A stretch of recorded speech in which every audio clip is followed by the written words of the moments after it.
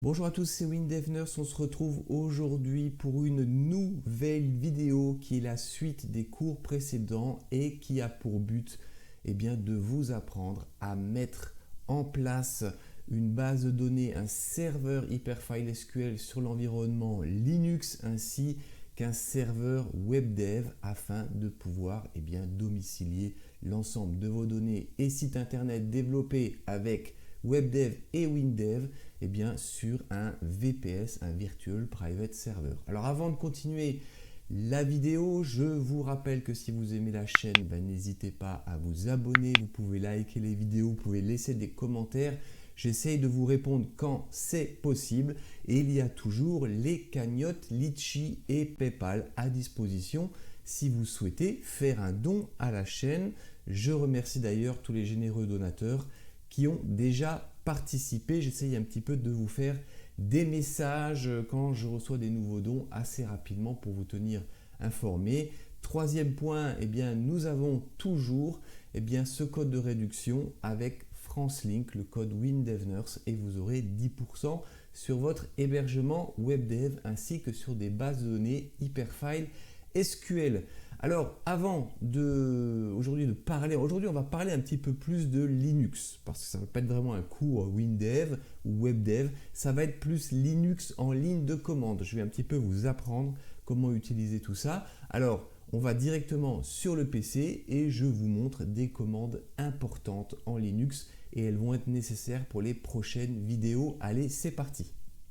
Voilà les amis, on est sur le PC. Alors bien sûr, pour piloter Linux, Ubuntu, vous savez qu'on va travailler en ligne de commande. C'est pas vraiment la façon de travailler qu'on a l'habitude quand on utilise par exemple Windows. Et je vous ai montré la dernière vidéo, on a parlé de ce petit utilitaire qui s'appelle Putty. Voilà, Putty, ça vous permet de vous connecter directement sur votre VPS distant et qui fonctionne d'ailleurs avec Linux. Alors c'est ce qu'on a fait jusqu'à présent. On va parler maintenant de ligne de commande pour essayer un petit peu de comprendre comment se déplacer dans cet environnement Linux. Et puis la prochaine vidéo, on va un petit peu plus parler des premières mesures de sécurité à mettre en place quand vous allez installer votre VPS et y accéder, parce que là c'est en ligne, c'est attaquable, voilà. Mais pour faire toutes ces modifications qu'on va faire lors de la prochaine vidéo, il va falloir quand même un petit peu utiliser les lignes de commande en Linux, comme je vous l'ai dit. Alors rappelez-vous, on avait un petit peu notre connexion OVH, fan de WinDev, c'est ce que j'ai créé. On a un login. Alors hop là, tout de suite, ce que je vais faire, je vais changer les settings pour que vous ayez un aspect plus gros. Voilà, on va passer ça en 20, ça sera accessible à tout le monde. Je fais un petit apply, vous voyez, hop là, ça va être vraiment plus agréable comme ça. Je vous rappelle que lorsque vous vous connectez, il y a une sensibilité à la casse dans votre identifiant et dans votre mot de passe. Et donc le mot de passe, on l'avait. Voilà, alors je crois que je n'ai pas tapé le bon du coup. Non, je crois que ce n'est pas le bon. Oui, c'est l'autre. Voilà. Et je l'avais changé. Mais je vous expliquerai comment changer tout ça. Alors, vous voyez, quand on a déjà cette page dans Putty, on a des informations de connexion. Vous voyez, j'ai 40 Go à peu près de connexion. Et puis ici, vous avez qui se connecte au serveur. Quand vous voulez un petit peu rendre un peu plus propre la page de l'environnement de Putty, vous pouvez taper la petite commande clear. Et la clear, ça va vous faire quelque chose de très propre. Vous voyez qu'ici, je suis connecté en tant que Ubuntu. Ubuntu, c'est l'identifiant de connexion qu'on m'avait envoyé lorsque j'ai créé le VPS. J'avais identifiant de connexion et on m'envoyait un lien à ce moment-là avec le mot de passe. Alors, première ligne de commande, vous allez souvent entendre parler de la fonction sudo. Alors sudo, voilà. Alors sudo, ça veut dire quoi? Ça veut dire super user do. Ça veut dire en tant que super utilisateur, je fais cette action. Alors, vous allez souvent le voir, par exemple, lorsque vous allez un petit peu faire des recherches, ça permet un petit peu de dire, voilà, je suis super utilisateur, moi, Ubuntu, et je peux exécuter des programmes, modifier des droits, etc. Alors, vous savez qu'il y a la semaine dernière, je vous ai dit, ou la dernière vidéo, pardon, je vous ai dit qu'il y avait des utilisateurs et il y avait aussi des sudoers. Les sudoers, ça veut dire ceux qui ont les super droits, mais il y en a un autre qui a encore un super droit, c'est les droits de root. C'est-à-dire que cela, lui, c'est vraiment Dieu sur l'environnement qui peut faire ce qu'il veut. Et comment est-ce qu'on va switcher dans ces droits de root? Eh bien, on va taper sudo. Je vais me remettre ici. Je vais taper sudo su. Sudo en super user do et switch user. Su, c'est switch user. Donc là, je change et regardez ce qui se passe. Eh bien, la personne connectée n'est plus Ubuntu, mais maintenant, c'est root. Et maintenant, en tant que root, je peux faire ce que je veux sur tous les dossiers, tous les exécutables présents dans cet environnement Linux. Je peux changer les droits d'accès, d'écriture, de modification, d'exécution. Je peux vraiment tout faire, je vous l'ai déjà dit. Donc ça, c'est la commande sudo. Alors rappelez-vous, la dernière vidéo, je vous avais montré cette structure de Linux en vous disant que finalement, ce qui fait la force de Linux, c'est un petit peu sa simplicité de conception. Évidemment, le Linux, c'est le noyau, et quand vous installez ce noyau, vous avez cette arborisation. Alors, rappelez-vous, il y a un fichier racine, voyez. Alors, si vous voulez y voir ce qui s'y trouve dans ce fichier racine, il va falloir en fait se positionner sur ce fichier racine. Alors, comment est-ce qu'on fait ça? Eh bien, on utilise une première commande ici qu'on va apprendre, qui est la commande cd. cd, alors hop là, je vais vous l'agrandir. Cd, ça veut dire change directory.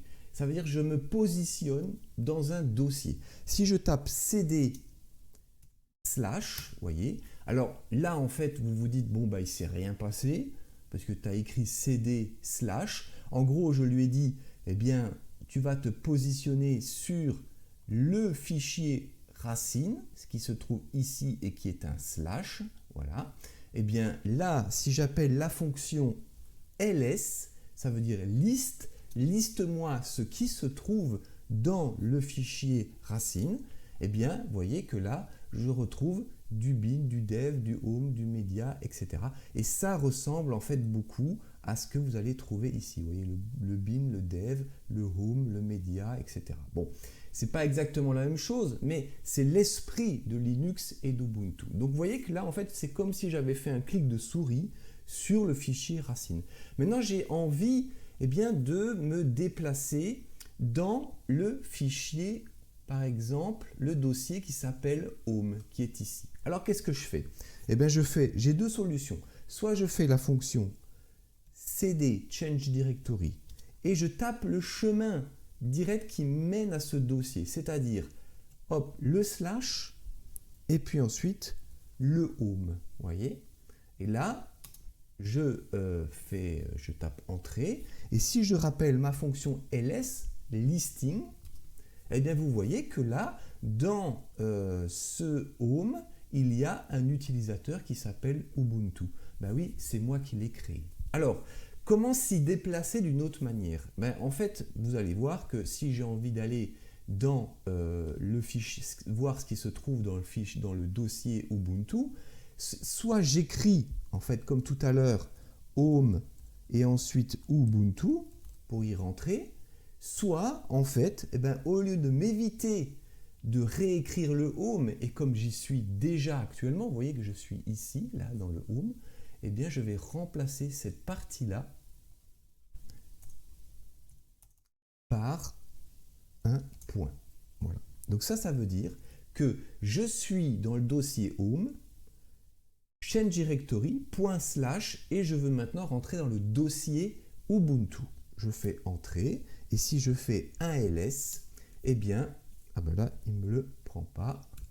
Pourquoi? Je ne sais pas. Si je fais, alors là, je vais peut-être le refaire directement, c'est assez bizarre. Alors, cd home Ubuntu.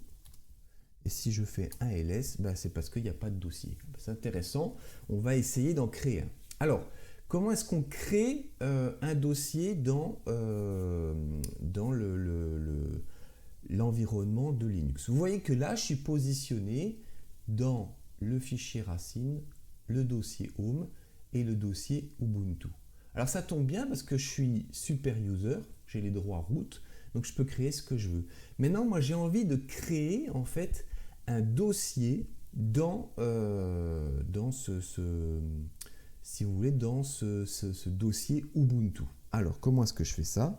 Eh bien j'appelle une fonction qui s'appelle mkdir, voilà, mkdirectory, et ensuite, eh bien, je peux décider de créer dans ce fichier, alors je vais juste reprendre, voilà, le dossier, donc hop, et je vais le créer où ça? Sous le nom home Ubuntu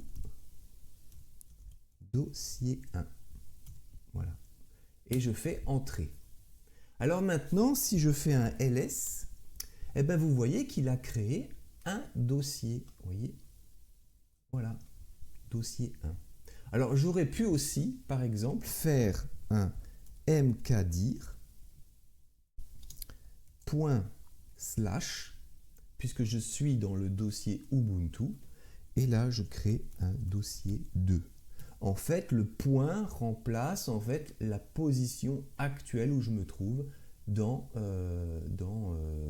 l'arborisation de Linux. Voilà. Si je fais entrer, voilà, je fais un ls, et vous voyez, là j'ai un dossier 2. Alors maintenant que on sait créer un dossier, eh bien on va pouvoir faire d'autres petites commandes avec ça. Alors, bien sûr, les dossiers c'est bien, mais j'ai aussi la possibilité de créer des fichiers. Alors, pour créer des fichiers, on va commencer par créer des fichiers de type texte, parce que c'est ce qu'on va finalement modifier dans les prochaines vidéos. On va modifier des configurations qui sont à travers des fichiers texte. Donc là maintenant, je voudrais bien me positionner dans le dossier 1. Alors comment est-ce que je fais pour me positionner dans le dossier 1? Eh bien, je fais un change directory / ou alors j'aurais pu écrire /home /ubuntu /dossier 1, et donc là je vais rentrer dans le dossier 1. Voilà, je fais un ls, et là vous voyez que là dans le listing, rien ne se trouve dans ce dossier. Alors pour créer des fichiers, il y a un petit outil qui... alors il y a deux outils. Il y a un espèce de fichier texte, un petit peu comme ce qu'on connaît dans Windows, mais qui a un autre nom. Enfin, il y en a deux. Il y en a un qui est accessible, il y en a qui est un peu plus poussé. Mais pour ce qu'on va faire, on n'a besoin que de la version, on va dire, la plus simple. Pour ce qu'on va faire tout à l'heure, dans les prochaines semaines, pardon, on va par exemple créer ce premier fichier texte. Alors, je vais ici par exemple créer ce fichier en utilisant, on va dire, un logiciel de texte qui s'appelle Nano. Il y en a deux, il y a Nano et il y a Vim. Voilà. Vim est le plus élaboré, Nano est le plus simple. Bon.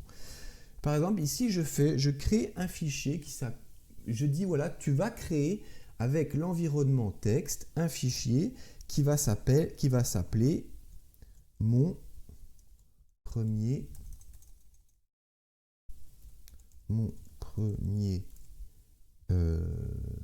fichier .txt par exemple. Voilà.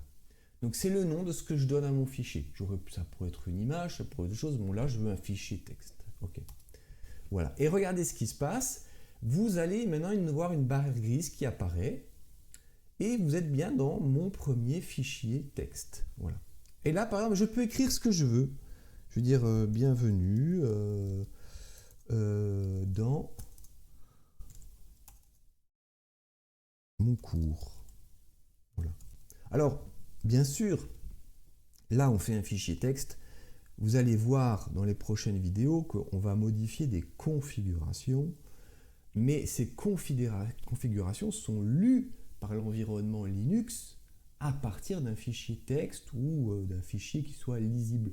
Donc là, je mets n'importe quoi. Mais ce qui est important, c'est apprendre à manipuler. Là, je suis vraiment dans le fichier texte. C'est comme si, en fait, à ce moment, je suis avec cette espèce de bloc-notes et j'écris là-dedans. Et ensuite, je vais lui dire, tu vas sauver ça. Comment est-ce que tu vas faire pour sauver ça? En gros, tu vas sortir de ça. Et pour sortir de ça, vous voyez, il y a une petite commande. Alors, le chapeau, l'accent circonflexe, ici, ça veut dire CTRL et la touche X pour sortir. Alors, on va me dire, oui, mais sortir, c'est pas enregistré. Oui, mais regardez, CTRL X, voilà. Et ils vous disent Save Modified Buffer. Est-ce que vous voulez sauver les modifications? Yes, oui, je veux. Voilà. Et puis, soit vous changez le nom du fichier ou l'extension, soit vous le laissez dans le nom que vous lui avez donné. Moi, je le laisse comme ça et vous faites la touche Entrée. Voilà. Et là, vous êtes sorti de votre environnement de texte. Vous êtes revenu à la page standard. Alors regardez maintenant si je suis bien dans le dossier 1, hein, je suis dans Home Ubuntu dossier 1, et maintenant si je fais à la fonction ls, voilà, là oui maintenant j'ai un fichier texte, voyez. Alors il est présent et regardez quelque chose. Vous avez vu la différence de couleur avec les dossiers?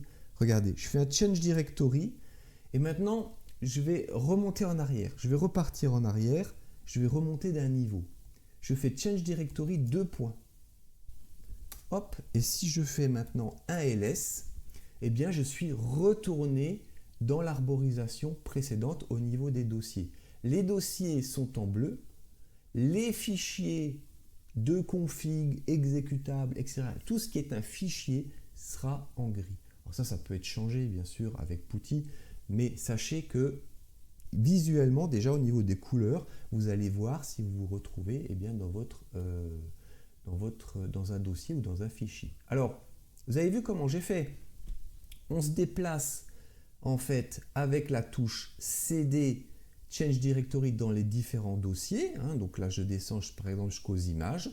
Et puis, quand j'arrive au niveau de l'image, je fais une action. Et quand je décide de remonter d'un cran, CD espace 2 points, et là, Change Directory, et je remonte d'un niveau. Et je peux faire ça jusqu'au bout. Tiens, si j'ai envie de revenir ici, à ce niveau-là, là, au niveau de la racine, comment est-ce que je fais? Est-ce que je suis obligé à chaque fois de faire CD 2 points? Non, vous faites simplement un Change Directory, et vous revenez sur votre dossier racine de Linux. Et c'est d'ailleurs, si vous faites un ls, vous voyez que là, maintenant, il vous a montré ça. Alors, je voudrais aussi vous parler d'extension au niveau de ls. Vous l'avez compris, ls, ce que ça veut dire listing, quoi, en fait. Hein.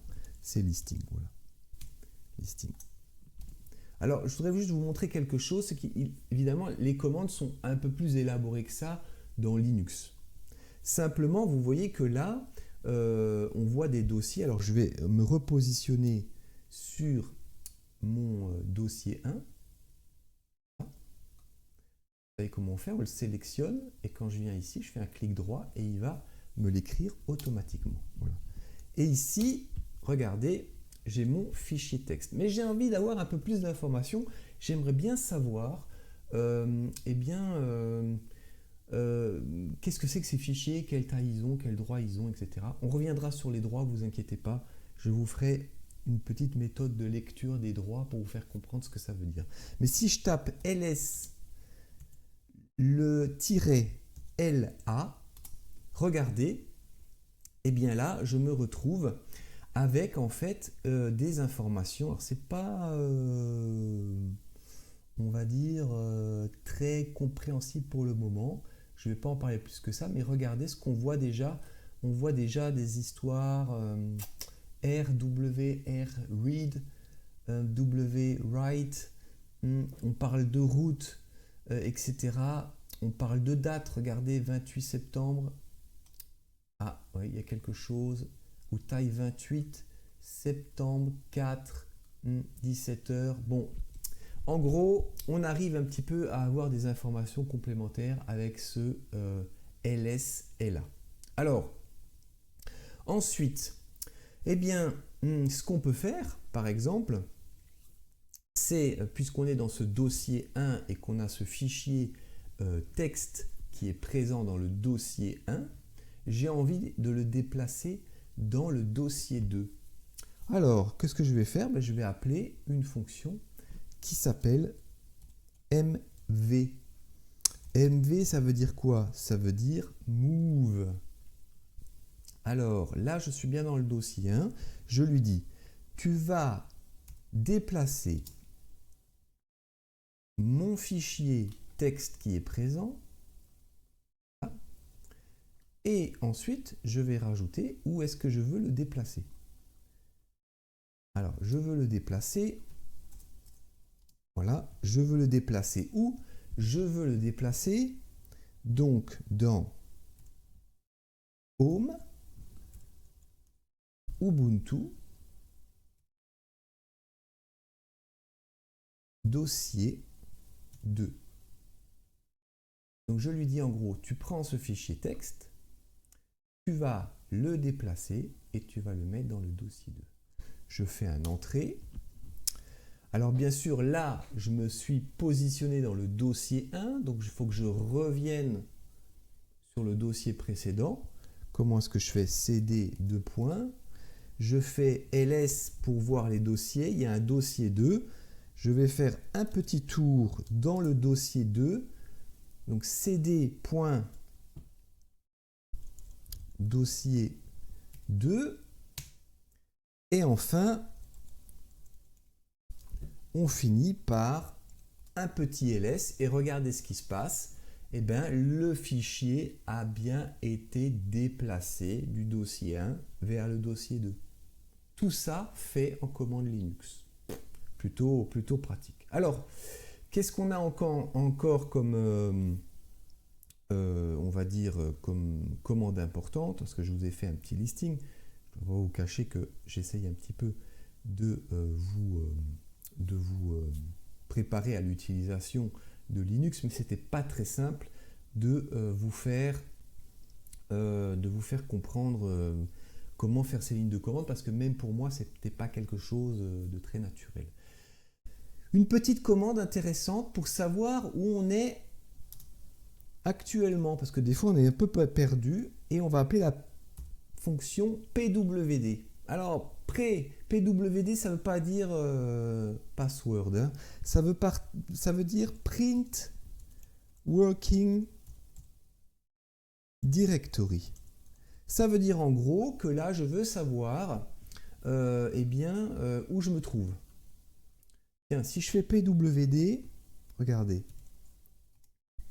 Là, il me dit, tu es là, tu es dans Home Ubuntu dossier 2. Alors vous allez me dire, oui, on le voyait là, effectivement.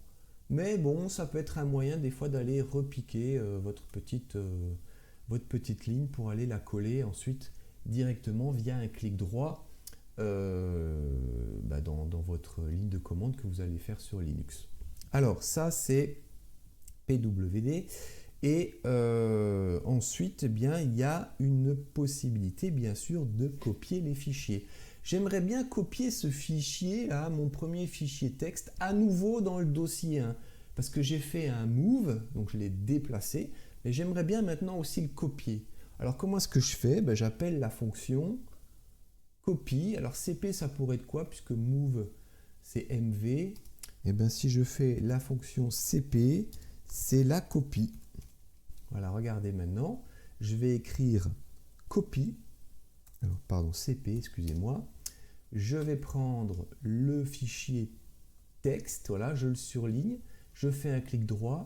Alors, bien sûr, je voudrais vous dire une chose, c'est que vous n'êtes pas obligé d'être physiquement présent dans le dossier où se trouve par exemple ce fichier texte pour faire une copie, hein. Vous pouvez vous trouver à l'extérieur de ce dossier. Mais dans ce cas-là, vous serez obligé de marquer le chemin complet qui mène au dossier et au fichier. Il faut bien le savoir. Là, je peux faire cette commande directement parce que je suis actuellement dans le dossier 2 et que dans ce dossier 2, il y a notre fichier texte. Alors, donc là, moi, j'ai copié ça. Très bien. Je veux copier ce fichier. Et bien, où ça? Donc ça, c'est le point de départ. Et où est-ce que je veux copier ça? Eh bien, dans Home, Ubuntu, dossier 1. Je fais entrer. Alors, vous voyez que là, il a fait l'opération. En gros, il vous dit, il n'y a pas de problème. Moi, le dossier 1, il existe, il n'y a pas de souci. S'il n'existe pas, il va vous faire un message d'erreur. Alors, je vais retourner maintenant dans ce dossier 1. Alors, je ne vais pas utiliser les 2 points pour aller en arrière, mais je vais directement faire un change directory. Je vais aller dans ce dossier 1 en copiant ça. Alors, c'est vrai que c'est une petite... Je dois être honnête, hein, c'est une petite gymnastique de l'esprit. C'est pas super intuitif au départ, mais vous allez voir. Alors, tiens, c'est bizarre, il ne me l'a pas pris là. Hop. Ah, voilà, il a tout pris, c'est pas bon. C'est pas tout à fait, je dirais, ce qu'il y a de plus intuitif au départ. Mais quand vous prenez le coup, je dois vous garantir que je dois vous dire franchement que c'est pas compliqué quand vous allez bien saisir. Je vous invite d'ailleurs à prendre un premier VPS pour tester ou éventuellement faire une VirtualBox pour pouvoir tester les commandes comme ça. Allez, je vais dans le dossier 1. Je suis positionné dans le dossier 1. Regardez, il me l'a dit. Voilà. Je suis dans le dossier 1 en tant que route. Vous voyez, je n'ai pas changé mon statut. Alors, eh bien là, si je fais un ls, normalement, voilà, il m'a bien copié le fichier. D'ailleurs, est-ce qu'il me l'a bien copié ou est-ce que c'est finalement pas celui de tout à l'heure qui a été... quelle heure il est là? Il est 19h11 pour moi. Tiens, je vais faire un petit ls-la. Et regardez, il vous dit bien que le fichier a été créé ici, hop, hop, hop, le 4 septembre. Oui, je sais, la vidéo est parue plus tard, mais vous savez que ça m'a pris beaucoup de temps.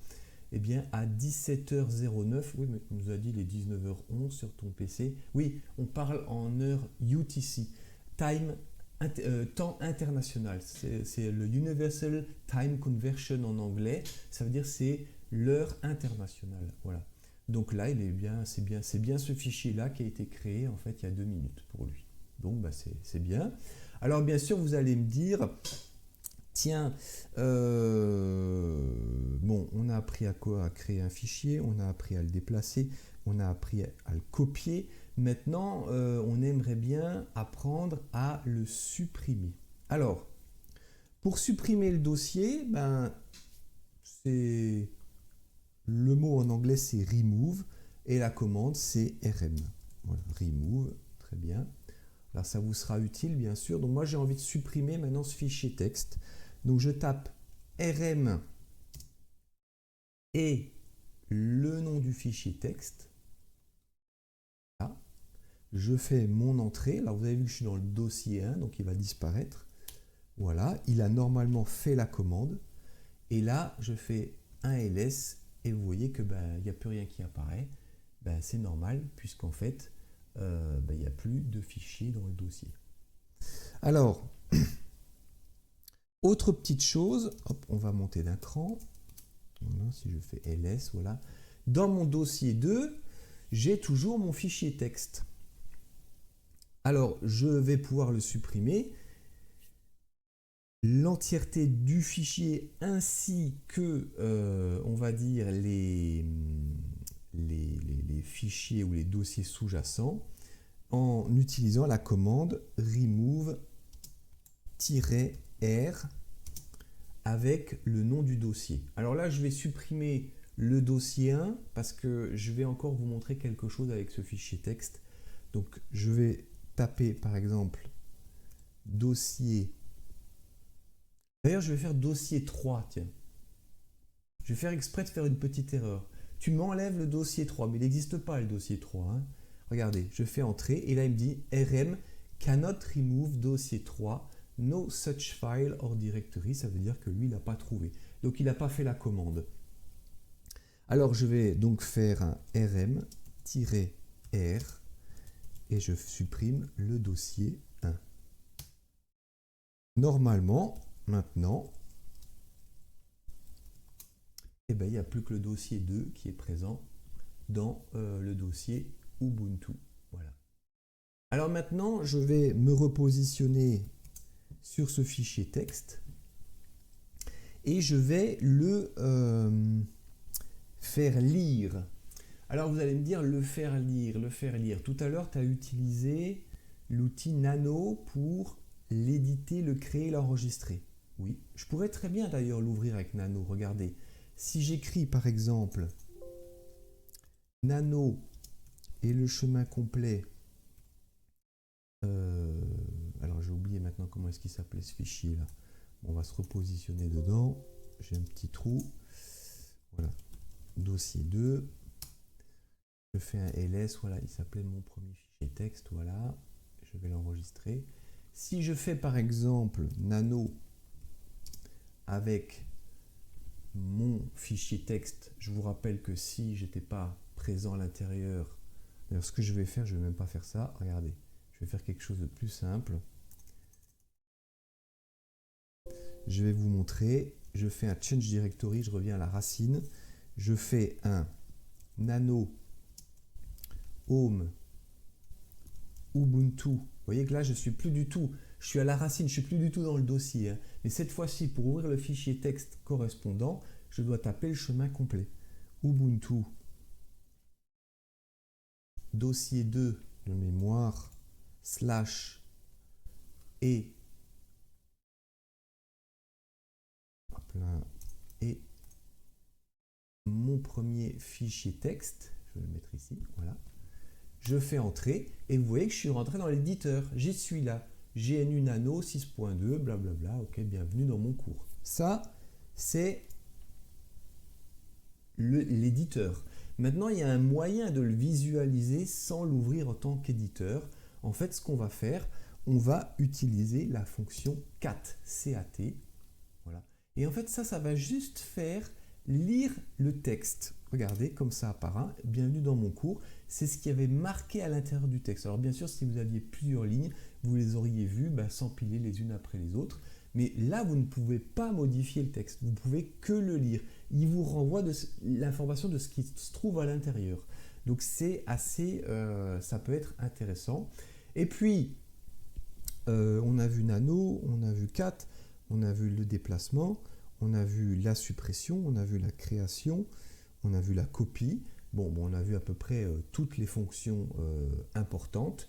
Bon, dernière petite fonction qui peut être pas mal. Vous avez vu que là, on est en mode route et j'aimerais bien revenir en fait au niveau de l'utilisateur Ubuntu. Pour faire ça, je vais appeler une fonction switch user. Switch user, ça veut dire changer d'utilisateur. Donc là, c'est switch user et je tape le nom de Ubuntu.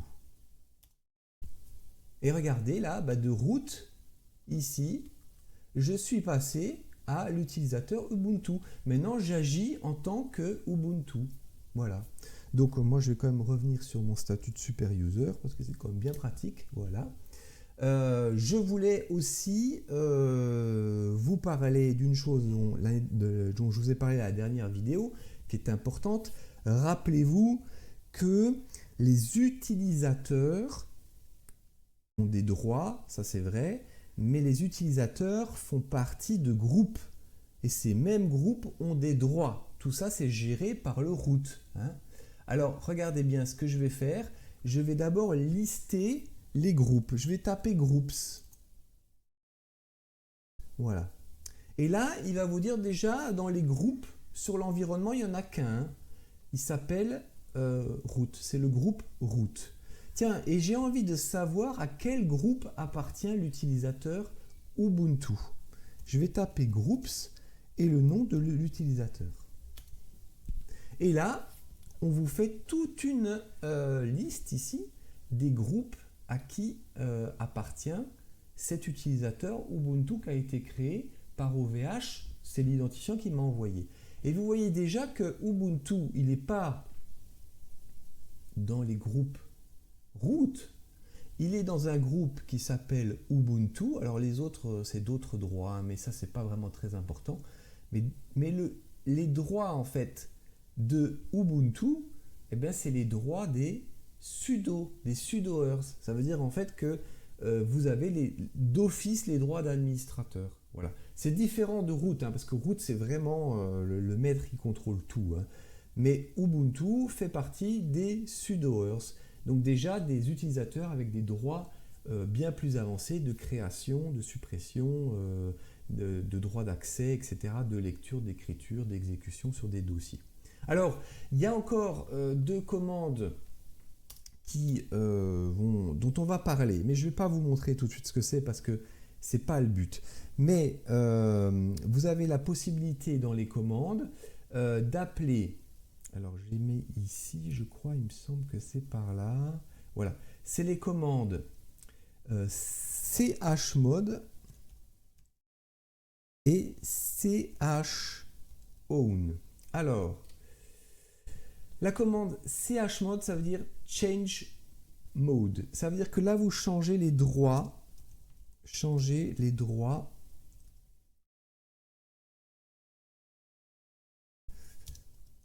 D'écriture, de lecture et d'exécution d'un dossier ou d'un fichier. Ça, c'est pour changer les droits. Et puis, change own, ben c'est changer la propriété. Alors, sous-entendu, own en anglais, ça veut dire to own, c'est posséder, ou owner, ça veut dire le propriétaire. Donc, changer la propriété d'un fichier. Alors ça va être important parce qu'on va changer effectivement les droits et on va changer aussi la propriété pour permettre à tout le monde en fait de pouvoir accéder à certains fichiers. Mais ce n'est pas le but du jour. Mais gardez en tête qu'il y a ces deux fonctions qu'on va appeler. Quand on les mettra en place, je vous expliquerai un petit peu mieux à quoi ça sert. Voilà, je vous ai un petit peu fait découvrir ces fonctions dans l'environnement Linux. C'est pas très simple, je vous invite vraiment à essayer de vous entraîner à la maison, soit via une VirtualBox, soit en louant le petit serveur pour 5 €. Mais là, de toute façon, si vous comptez aller vers cet environnement Linux, il faudra un petit peu savoir faire ces lignes de commande et comprendre comment ça marche. Vous avez plein de documentation disponible sur le web sur ce sujet. Donc, vous n'aurez pas de mal, en fait, si vous pratiquez un petit peu, vous allez voir les choses revenir très naturellement. Moi, je vous le dis, je n'étais pas habitué et c'est venu assez vite. Voilà, j'espère que j'ai un petit peu abordé tout ce qui était nécessaire. Si ce n'est pas le cas, on en reparlera. Et puis, je vous dis à la prochaine vidéo pour cette fois-ci parler de sécurité. Concernant l'environnement Linux, on va apprendre à créer des utilisateurs, leur donner des droits de sudoers, voilà, et on va surtout aussi apprendre à changer le port de connexion sur ce serveur VPS parce que tel quel fourni par OVH, il est facilement attaquable, enfin facilement attaquable, je me comprends. Il est attaquable, des gens qui savent faire les choses pourraient assez rapidement y accéder. Donc on va un petit peu sécuriser tout ça ensemble dans la prochaine vidéo. Allez, d'ici là, portez-vous bien, bye bye.